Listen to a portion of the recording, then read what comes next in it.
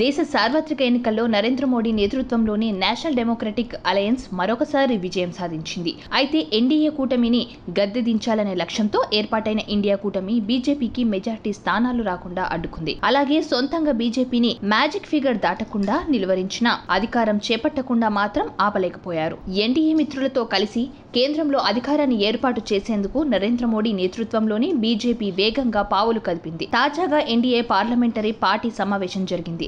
ఇందులో ఎన్డీఏ పక్షనేతలందరూ పాల్గొన్నారు. Modi NDA parliamentary పక్షనేతగా ఎన్నుకున్నారు. దీంతో ఇక మోడీ రేపు పీఎంగా ప్రమాణం. ఈ క్రమంలోనే ఇండియా కూటమి నేతలు తాజాగా కీలక నిర్ణయం తీసుకున్నారు. కేంద్రంలో ప్రభుత్వాన్ని ఏర్పాటు చేసే బలం లేకపోవడంతో ఈసారి లోక్సభలో ప్రతిపక్ష పాత్ర పోషించాలని ఇండియా కూటమి నిర్ణయం తీసుకుంది. ఈ విషయాన్ని కాంగ్రెస్ పార్టీ జాతీయ అధ్యక్షుడు మల్లికార్జున ఖార్గే ఇప్పటికే వెల్లడించారు. ఇండియా కూటమి నేతలు భేటీ అయ్యి సుదీర్ఘ సమాలోచనలు జరిపాయి. ఈ సందర్భంగా లోక్సభ ఎన్నికల ఫలితాలు, భవిష్యత్తులో చేపట్టాల్సిన కార్యాచరణపై చర్చించారు. ఆ తర్వాత ఈసారి ప్రతిపక్షంలో కొనసాగాలని నిర్ణయం తీసుకున్నారు. అయితే అంతకుముందు ఇండియా కూటమి అధికారం చేపట్టాలని ప్రయత్నాలు చేసింది. ఇండియా కూటమికి 234 స్థానాలు లభించాయి.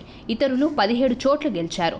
అయినప్పటికీ ప్రభుత్వాన్ని ఏర్పాటు చేయడానికి అవసరమైన మ్యాజిక్ ఫిగర్ ను ఇండియా అలయన్స్ అందుకోలేకపోయింది. తటస్థ పార్టీల మద్దతును కూడగట్టుకోవడానికి తన వంతు ప్రయత్నాలు చేసింది. మ్యాజిక్ ఫిగర్ ను అందుకోవడానికి ఏ చిన్న అవకాశాన్ని జారవిచ్చుకోకుండా ప్రయత్నాలు చేసింది. మహారాష్ట్రకు చెందిన ఓ స్వతంత్ర అభ్యర్థి ఇండియా కూటమికి తన మద్దతును ప్రకటించారు. ఈ క్రమంలో వైఎస్ఆర్ కాంగ్రెస్ పార్టీతోనూ కాంగ్రెస్ సంప్రదింపులు జరిపిందని తెలుస్తోంది. దీనికోసం Congress parliamentary party chairperson Sonia Gandhi రంగంలోకి దిగారని అంటున్నారు. ఆమె స్వయంగా ఆ పార్టీ అధినేత వైఎస్ జగన్మోహన్ రెడ్డికి ఫోన్ చేశారని, ఇండియా కూటమిలో చేరాలని ఆహ్వానించారని చెబుతున్నారు. ఈ ఆహ్వానాన్ని వైఎస్ జగన్ సున్నితంగా తిరస్కరించారనే టాక్ వినిపిస్తుంది. అంతేకాక ఎన్డీఏ భాగస్వామ్య పక్షాలైన టీడీపీ, జేడీయూ వంటి పార్టీలతోనూ కాంగ్రెస్ నేతలు సంప్రదింపులు జరిపారని, వారు కూడా ఇండియా కూటమి వైపు వెళ్లడానికి మొగ్గు చూపలేదని తెలుస్తుంది.